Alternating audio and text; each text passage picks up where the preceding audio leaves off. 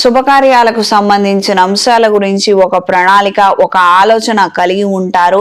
భవిష్యత్తు కార్యాచరణ గురించి మంచి నిర్ణయాలను చేయగలుగుతారు. వాక్ సంబంధమైనటువంటి వ్యవహారాలలో ఉన్నవారికి, అంటే మధ్యవర్తులుగా ఉన్నవారికి, పంచాయతీ పెద్దలకి, పోలీస్ స్టేషన్, ఉన్నత గవర్నమెంట్ ఉద్యోగ స్థానాలలో ఉన్నవారు మాట్లాడేటప్పుడు, హామీలు ఇచ్చేటప్పుడు, ఎవరికైనా ఏ విషయం గురించైనా నచ్చజెప్పేటప్పుడు మాత్రం అప్రమత్తంగా ఉండండి. చొరవ తీసుకొని మీరు ఇచ్చే ఉచిత సలహాల వలన మీరు ఇబ్బంది పడే అవకాశం ఉంటుంది. అప్రమత్తంగా ఉండండి. అతి మంచితనానికి మాత్రం వెళ్ళవద్దు. దూర ప్రయాణాలు అనుకూలంగా ఉంటాయి. పెద్దల ఆరోగ్య నిమిత్తం ధనం అధికంగా ఖర్చు అయ్యే అవకాశం ఉంటుంది.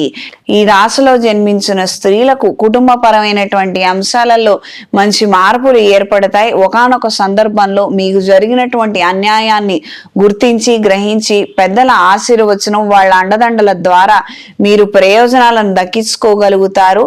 భూ సంబంధమైనటువంటి వ్యవహారాలు, ఆస్తి సంబంధమైనటువంటి వ్యవహారాలు, అనువంశికంగా రావాల్సినటువంటి వ్యాపారాలకు సంబంధించినటువంటి అంశాలలో మంచి పరిణామాలు ఏర్పడతాయి.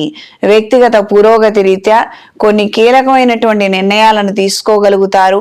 కొన్ని అంశాలలో ప్రావీణ్యత కోసం చదివే చదువులు, చేపట్టే కోర్సులు మంచి మార్పుల్ని తీసుకురాగలుగుతాయి.